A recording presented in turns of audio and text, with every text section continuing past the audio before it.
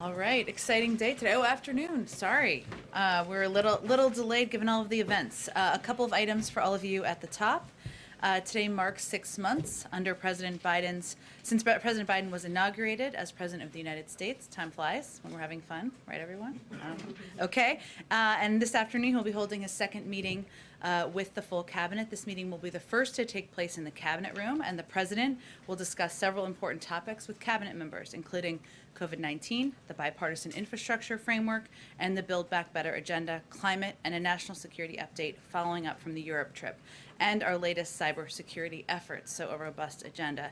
Since taking office, the president has acted to get America back on track by addressing the crises facing this nation, vaccinating America to beat the pandemic, delivering much-needed help to American families, making transformative investments to rescue and rebuild our economy, and fundamentally showing that government can deliver for the American people. Of course, they'll discuss a range of topics at the meeting. Also today, top CEOs representing some of the most dynamic American companies across our economy called for support and passage of the bipartisan infrastructure framework. The CEOs from GM, Delta Airlines, Nike, Walmart, Bank of America, and more make up Build Together's CEO working group, which recognizes the need to invest in our national infrastructure and the positive impact the BIF would have on our economy for decades to come. Today, we also wish all those observing and celebrating Eid a safe and wonderful holiday. As many know, the Eid and Hajj rituals are a reminder of the importance of providing for those less fortunate, particularly during challenging times, and Islam's commitment to equality and the common roots of the world's Abrahamic faiths. As mentioned in the President's statement today, the United States is committed to working with the international community to emerge stronger from the pandemic, and thousands of Muslim Americans are among those eager to perform the pilgrimage next year. Finally, just wanted to note, we support, there's been, of course, some activity on the Hill I'm sure we'll talk about. We support Senator Schumer's efforts to move forward on the bipartisan infrastructure framework and very much appreciate the hard work until late in the night, including last night, by both Democratic and Republican senators to resolve open issues. Progress is continuing to be made thanks to all the hard work, and we back Senator Schumer's effort to get this to the floor as quickly as possible. Amr, why don't you kick us off? Eva Mubarak to you. An aide to Speaker Pelosi tested positive for COVID after having contact with the Texas delegation that's been around. Can you confirm that a White House official has also tested positive? And I'm wondering, what does that mean for prospects of the Texas delegation being able to sit down with the president at some point at the White House? Sure. Well, first, let me confirm that yesterday a fully vaccinated White House official tested positive for COVID-19 off campus. In accordance with our rigorous COVID-19 protocols, the official remains off campus as they wait for a confirmatory PCR test. The White House Medical Unit has conducted contact tracing interviews and determined no close contacts among White House principals or staff or the president. The individual has mild symptoms. We know that there will be breakthrough cases, but as this instance shows, cases in vaccinated individuals are typically mild. The White House is prepared for breakthrough cases with regular testing. This is another reminder of the efficacy of the COVID-19 vaccines against severe illness or hospitalizations. And of course, we wish our colleague a speedy recovery. In terms of a meeting, there has not been a meeting planned, and there hasn't been change to that, so I wouldn't say it has an impact on that. And if I could follow on something that you touched on yesterday. Sure. Vaccination rates in Europe are pretty similar to what they are in the United States, but travel is one way right now. Wondering, does the president believe it's safe for Americans to travel to Europe, but it's not safe for Europeans to travel here? If you could, there seems to be a little bit of mixed messaging that some may perceive. Sure. Well, as you know, the CDC regularly updates our travel guidelines for international travel. I think they even did an update today, and they provide guidance to whether it is safe to travel to certain countries or parts of the world. And of course, American citizens make their own decisions. As it relates to travel restrictions to come to the United States, any decisions about reopening international travel will be guided by our own public health and medical experts. As we said, we've launched our interagency working groups with partner countries. Those are continuing to have discussions. Those decisions will be made based on public health guidelines. We don't see it as a conflict. We give American citizens guidelines. They make their own decisions about whether they travel to certain countries around the world, and we will continue to be guided by public health guidelines on how we reopen travel to within our borders. If I may ask just one brief more. Sure. Yesterday's meeting with the King of Jordan, is the topic of the suspect in the 2001 Sbarro bombing that's still living in Jordan freely, did a call for extradition come up? It's a great question. Beyond the readout that we put out, I have not had a further discussion with our national security team. I'm happy to ask them and see if there's more we can provide to all of you. Thank you. Okay, Kelly, go ahead. Have there been any other cases of breakthrough COVID among the White House staff? And would you commit to publicly confirming cases if others occur in the future? There have been. I will say that we, according to an agreement we made during the transition to be transparent and make information available, we committed that we would release information proactively if it is commissioned officers. We continue to abide by that commitment. Does this give you any sense of changing protocols related to the president, the vice president, other senior staff, based on this set of facts, given the fact you've always said vaccinations, while very helpful, are not foolproof? So should there be a different posture for the president? Well, our protocols are in alignment with the highest standards and the guidance of our public health experts. So let me just remind you all, because I'm sure you don't have it handy, to what those protocols are that remain in place. Regular testing of those surrounding and meeting with the presidents. For those who have closer proximity, they are tested more regularly than those who have less proximity. Ensuring those interacting with the president are following CDC guidance regarding mask wearing and distancing. Actively monitoring the health of our campus and the larger community in collaboration with public health and medical experts. We have a robust infrastructure to ensure compliance with these protocols, and we're asking staff to also monitor themselves for symptoms and stay off campus if they develop symptoms. So the news today is that while breakthrough cases will happen, the vaccines are effective and prevent against serious illness and death. We've seen that statistically across the country, with 99.5% of cases in hospitals being for individuals who are not vaccinated. And we will continue to abide by CDC guidelines. Briefly, you did say there were others. Can you quantify what number are we talking about? How many breakthrough cases have you had? I don't have more details on that. I will see if there's more we can provide. You also talk about setting ambitious goals and assessments for a whole range of things on your agenda. Since it is at the 6-month point, how would you assess where the president's agenda is and how much has he accomplished in his first 6 months? And where are you concerned about perhaps being behind on some of his agenda items? Yeah. Well, first, when the president took office, he knew that his number one priority would be getting the pandemic under control. When he took office, there were more than 190,000 COVID cases and 3,000 deaths per day. Now we're at about 27,000 cases and 220 deaths per day. Is there more work to be done? Absolutely. And we are continuing, we're still at it and fighting the pandemic. But that was his number one priority when he took office. His number two priority, or they're related, I should say, was getting the economy jump started. And that was why he focused so much attention and effort and blood, sweat, and tears on getting the American Rescue Plan passed, getting that assistance out to the American public. We've seen great progress. Millions of people are working today who were not working the day he took office. We would say that is a step forward. He identified when he took office 4 big priorities or crises of his presidency. Health, the pandemic, climate, which we've made some progress on. There's a great deal of progress that will be made in the BIF and also the in the reconciliation package, and addressing racial injustice. Those are crises and those are challenges he will continue to spend his time working toward and making progress on. Go ahead. Thank you, Jen.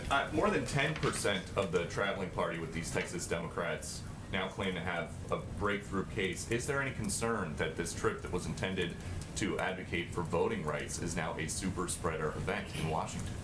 Well, I would say that's not a characterization we're making from here. We certainly understand there will be breakthrough cases. Even vaccines that are incredibly effective are not foolproof. They're not 100% effective. We've seen that. Here's the good news, though. We know that these vaccines, that these individuals, I think, if I'm correct, have been vaccinated. It means that it protects from death, it protects from serious illness, it protects, for the most part, from hospitalization. So that is a good sign. Now that COVID-19, after contact with those Democrats, has reached the White House, what is your message to these Texas Democrats? Our message continues to be thanks for standing up for voting rights and the rights of Americans to have their voices heard at the voting booth, and we appreciate their efforts in that regard. And certain places are bringing mask mandates back now, including for vaccinated people. What does President Biden think about that? Well, Peter, we know that some employers, hospitals, health systems, colleges and universities, which we've seen put in place mask mandates, some large and small employers have chosen to take this step. That's entirely appropriate. That's their decision to make. That's not an initiative we're instituting from the federal government, but we know that companies, private sector employees, health institutions, educational institutions will take steps in order to keep the people in their communities safe. 6 months ago, the president asked Americans to wear masks for 100 days. As the Delta variant spreads, is there a possibility that he's going to make a similar ask down the line? Well, nothing has changed with the guidance that we are providing to the American public. If you are vaccinated, you do not need to wear a mask. If you are not vaccinated, the public health officials from the federal government recommend you wear a mask. Anything we would determine would be guided by our health and medical experts. Go ahead. So I just want to back up here to this breakthrough case here at the White House. You Yeah. confirmed today there's been a breakthrough case, Yep. but you're also confirming there have been other breakthrough cases. Yep. But you had not previously disclosed that there had been. And that's correct. We had also committed during the transition that I think there's hundreds, thousands of people who work in the federal government, as you all know, and we had committed during the transition that if it was a commissioned officer, who are the highest level ranking people in the White House and in the in this building here, that we would make that information publicly available. We stand by that commitment. So if it's anyone below that, you don't feel the need to let people know. Well, again, that's the commitment we made. I'm here talking to all of you today and sharing with you information about the individual who was received a positive test yesterday. Right. More broadly, has there been any more discussion? I know you've been asked this before, but because it continues to happen, has there been any more discussion about having the CDC or some other entity track the number of breakthrough cases? They do track. Okay. You have an eviction deadline coming, and there's an event tomorrow on that here at the White House. Curious if you can give a preview of what may be coming in that meeting. I don't have any preview of a private meeting to share with all of you, no, at this point in time. And on the Cuba meeting that happened last night, it was a virtual event, a handful of people, primarily from South Florida. Has there been any conversation about having other meetings on that here? Or what more might the president do himself on this issue? What might he do or say? Sure. I know the administration continues to monitor it every day, of course. Well, at the president's direction, we are actively pursuing measures that both the Cuban people, that support both the Cuban people and hold the Cuban regime accountable. And that has been the prism through which the president has made his decisions. So that includes working closely with the private sector and Congress to identify viable options to make the internet more accessible to the Cuban people. We're looking at options. There are a lot of ideas out there. We are also looking to leverage our international organization partners to increase humanitarian assistance flows to Cuba and work with our international partners to both voice concern and put public pressure on, but also work with international organizations. The Treasury Department, via the Office of Foreign Assets Control, will continue to explore designated Cuban officials responsible for violence, repression, and human rights violation against peaceful protesters in Cuba, and we will form a remittance working group to identify the most effective way to get remittances directly into the hands of the Cuban people. On the last piece, I would note that what the president said last week stands, which is that there has been longstanding concern about if you return remittances, if you return to a place where remittances are allowed, that money or funding does not get into the hands of the regime or allow them to pad their pockets. That's certainly something that we're mindful of when we're looking at, that will be a point of discussion in these working groups. And the president himself hasn't met with any of these people who've met with other White House officials? I don't have, he has not. We certainly remain open to, as we are engaging at quite a high level. I don't have anything to preview in terms of meetings at his level, but you can tell he's asked his team to take a number of steps and look into a range of options. Go ahead. Does the White House believe it has enough votes, that people have enough votes to pass the bipartisan infrastructure package tomorrow? What's the White House's view on that? Well, we are not the vote whip counter in chiefs over here, but I will reiterate that we absolutely support the step by Leader Schumer to move forward today, or move forward, yes, is today? Tomorrow. What is today? Yes. I would remind you all that this agreement was reached almost a month ago, and we believe that is not only is this achievable, we owe it to the families in red states and blue states who have waited so long for the improvements to their lives, for this to have an impact. Less time wasted in traffic, ensuring every American, including in underserved rural areas, get access to broadband. I'd also remind all of you that what we're really talking about here, this is the bill becomes a law portion of our programming today, which I know you're familiar with, but it sounds esoteric, but this is a vote on a motion to proceed to a vehicle, not a vote on the final bill. There's nothing abnormal about holding a vote on a vehicle to allow consideration at this point. We fully support that, and we believe there should be support for it tomorrow. Go ahead. Just a quick follow-up, thanks, Jen, on Kelly's question. So would the administration ever provide the number of breakthrough cases that have happened within the administration thus far? Should we not expect to receive a number on that? I said I'd be happy to check on the status of that, sure. And then on infrastructure, has the president, leading up to this vote tomorrow, Senate Minority Whip John Thune said there's no way they're going to get to 60 votes on this. So can we expect the president to be reaching out personally to Republicans? Has he spoken to Leader Schumer? And if this vote does fail, is that a setback? Well, yes, he has been in touch with Democrats and Republicans for several days, and that will certainly continue, and it will continue until he has both pieces of legislation on his desk to sign them into law. I think the question I'd flip back is, why not? This is a motion to proceed. It is not a final vote on the legislation. I'd also note that earlier this year, the same sequence was followed on May 17th for the Endless Frontiers bill with strong bipartisan support, in which there was a successful vote to proceed, and then the bill's text was finalized later because the substance was understood. Similarly, also took place with the anti-AAPI hate crimes bill, passed with strong bipartisan support. This is normal process and procedure on Capitol Hill. Those two pieces of legislation received strong bipartisan support. Obviously, there was strong support for motions to proceed. There are no secrets about what's in this legislation. It was agreed to in a bipartisan agreement. The only disagreement right now is around some pay-fors, which we're working through and we're having discussions about. But again, there's ample precedent, and we support Leader Schumer's strategy of moving this forward. Go ahead. Thanks, Jen. Just a quick question on the White House official testing positive. Sure. How is the White House preparing for vaccine hesitancy to go up now that people who are vaccinated are still contracting the virus? I mean, do you expect that to really stop people who are from getting vaccinated around the country? I don't think we've seen data to suggest that. Okay. And also, separately, a question on the Olympics. The chief of the Olympics said that the game could still get canceled at the 11th hour, and we know that the First Lady is, as of yesterday, was still planning to travel. But has that changed? And now that this could, get canceled, what does that look like? There's been no change. She's still planning on attending the games. And she looks forward to supporting, of course, the athletes who are competing on behalf of the United States. We are monitoring the situation closely. Our team will be following very strict safety and health protocols, limiting engagement with the public, keeping our footprint as small as possible.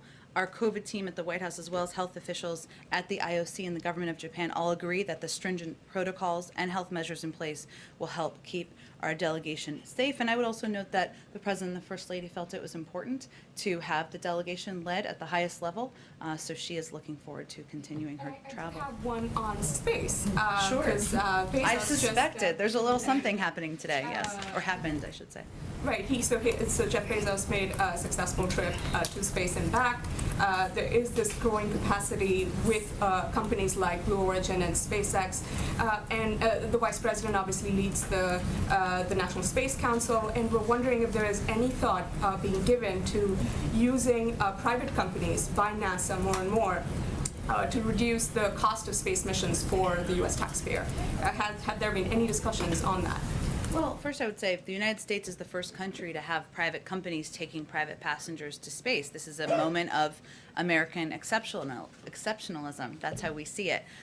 It will be the ingenuity of all of our commercial partners to help us continue advancing to the next stage of our nation's space exploration. And investments in space create jobs, can improve life here on Earth through climate monitoring and medical advancements, just to name a few. So NASA is excited to see these achievements. Our charter requires that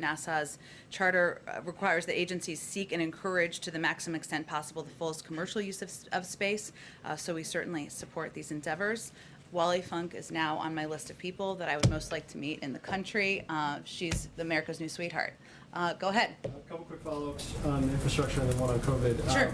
You said that the outstanding issues are paid for related right now. There were some spend side issues that they were trying to figure out as well. Are you saying that those are now wrapped up? That's just paid for? Is that I was saying we'll leave it to the negotiators working hard into the night last night and continuing their work today. But I would say that one of the issues, or the primary issue, I think it's probably safe to say, is around tax enforcement on the wealthiest Americans who are often able to game the system illegally and dodge paying the taxes they owe at the expense of everyone else. That was agreed to during the negotiations, but support has been withdrawn by some Republican members. We are happy to have discussions about additional options and additional pay-fors. That remains our policy and our approach.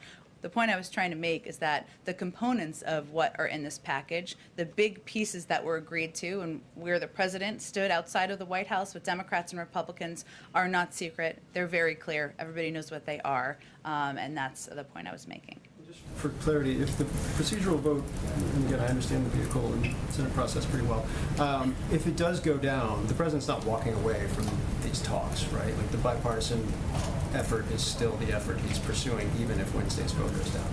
I'm not going to predict a negative outcome. We'll see where we go, and we'll keep discussing where we go from there. And then just one more quick one. My colleague reported that there have been some high-level discussions, regular high-level discussions between White House officials and Fox News about coverage related to the pandemic and vaccines over the course of the last several weeks and months. Can you elaborate at all in terms of what those entailed, and if you guys feel like you've had an effect on the coverage of those issues?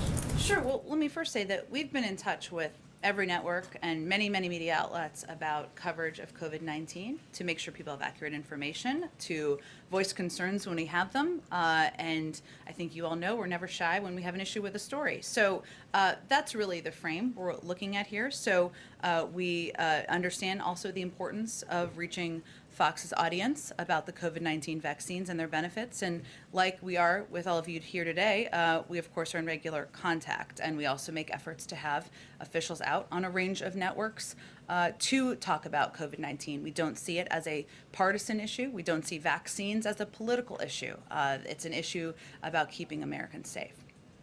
Sure. Go ahead. Great, thank you.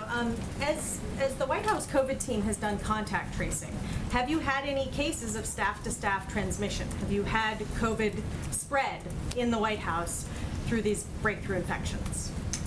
I would have to check with our team and see if that's been an issue. I don't have that data in front of me. And how many commissioned officers are there? Like, what is the universe, what is the numerator and denominator in breakthrough infections that you're willing to talk about? We can get you the exact number. I think that's publicly available, but we'll get you the exact number too. Yeah, and just a messaging question. I know that you say there's no data to show that talking about breakout infections could affect people's willingness to get vaccinated, but does it create a messaging challenge for this White House to have breakthrough infections when there are people who say, why should I get the vaccine if I'm going to get COVID anyway?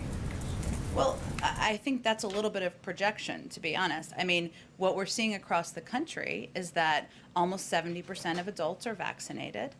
We're seeing especially high numbers among people who are over 65, over 55, et cetera. There are also some numbers I heard about yesterday that I thought were quite incredible. 86% of teachers across the country are vaccinated. We've also seen in recent polls, which I think was a bit of a wake-up call, I think there was a CBS poll out this weekend, that individuals who are vaccinated in this poll were more concerned about the Delta variant than individuals who were not, by a pretty large margin. So I would say part of our objective here is also to communicate clearly that if you are vaccinated, you are protected. If you get a case of COVID, it will be mild. If you are not vaccinated, you could be, we hope not, but among the people who go to the hospital and get very sick from the virus. The data is very clear. So part of our objective is also not to stoke fear among people who are vaccinated, because the data is pretty clear about their protection. Go ahead. So does the White House support using revenue raised by rolling back the Trump-era Medicaid rebate rule as a pay-for the bipartisan infrastructure bill? And if so, how much? I know there was some reporting on this today, and what won't surprise you is we're probably not going to get into too many specifics of discussions that are privately happening between Democrats and Republicans to finalize the package. So I'm not sure, Ann, I'm going to have much to tell you about where we stand on that, given there are private discussions. I have an unrelated question. Does the White House know which Buccaneers players were vaccinated and which weren't? Is there any concern that the president would be standing as close to and shaking hands with unvaccinated players?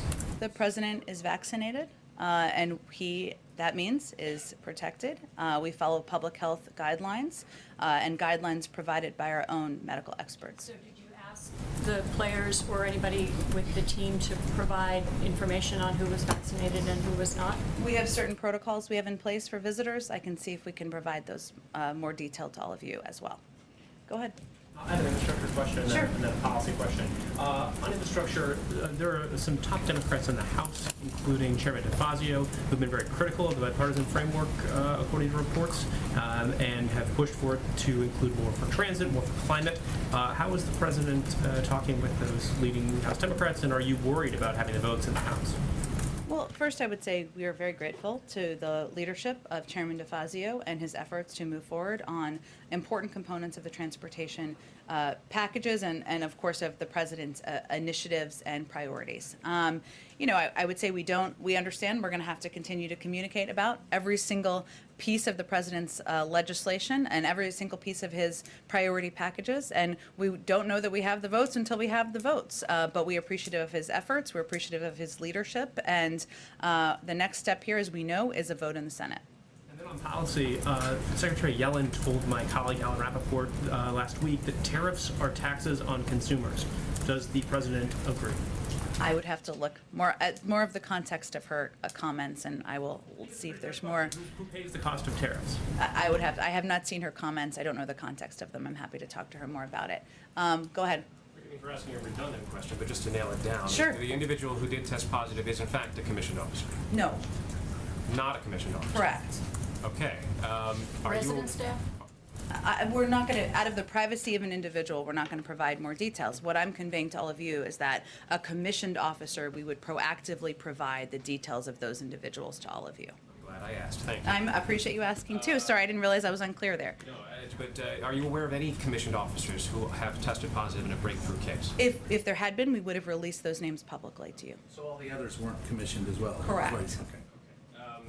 In the office where this individual did work, is there any kind of surveillance testing that's being undertaken right now?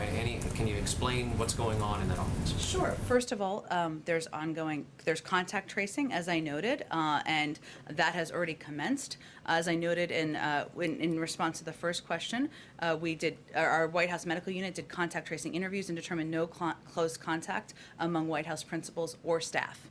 This individual was out of the office when they were tested yesterday, and they've stayed out of the office. Our staff is also regularly tested, either once a week or more, depending on their proximity to principals. Go ahead. Thanks, Ben. On Nord Stream, Yeah. we're told there's a deal that's potentially imminent between Germany and the U.S. on the pipeline. Is there anything you can say on that? And is the U.S. prepared to commit to not reinforce new sanctions on the pipeline if Germany agrees to encourage investment in renewable energy in Ukraine? I expect that the State Department and others will have more on this soon.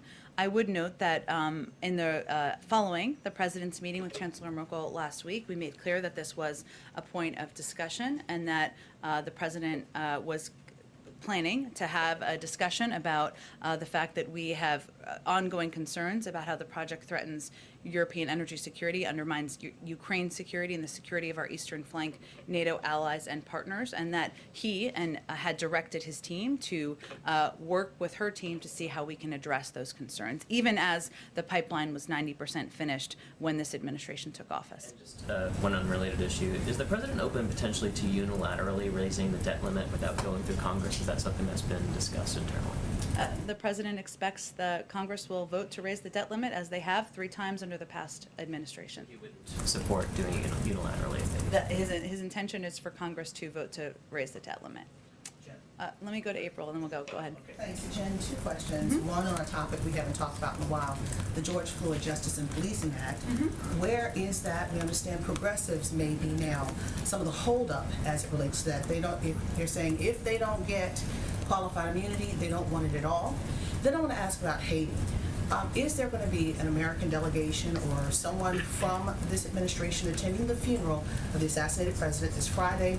And also, Greg Meeks, the chair of the House Foreign Affairs Committee, said that he convinced the White House to stop calling for the elections to be held on September 26th, to push it back because of the intimidation from gangs. Can you elaborate on that? Well, first, I would say we will have a delegation. It's still being finalized. As soon as it's being finalized, we will provide that to all of you.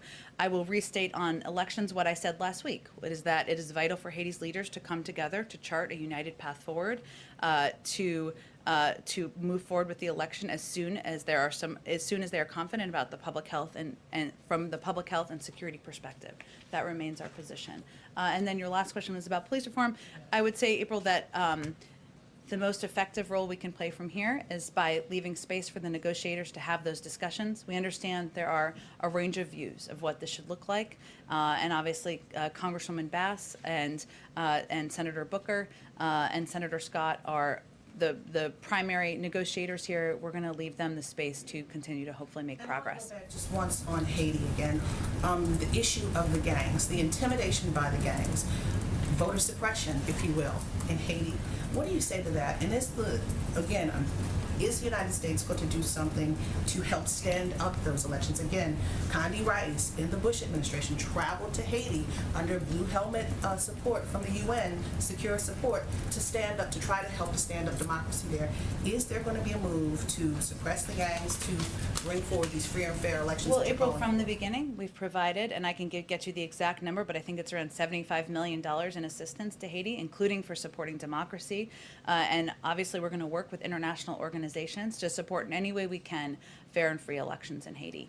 Go ahead. First of all, happy 6 months, and this is about that. A follow-up to Kelly, what she was saying. I spoke to members of the Democratic caucus last night who think that even 6 months in, our democracy is hanging by a thread. Is the president aware of that sentiment among the Democratic caucus, and what will he do about it?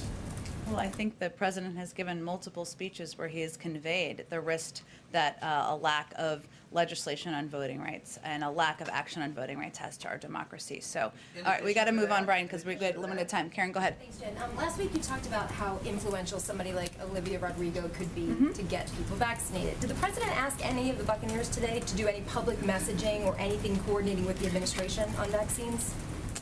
I don't have anything more for you on private asks. Wouldn't have come directly from the president, but if we have anything more to convey to you about COVID, the use of celebrities in COVID, we will share more. We'll have more. And one on infrastructure. The president yesterday in his remarks said twice about the bipartisan package, we shook hands on it. And he repeated himself for emphasis.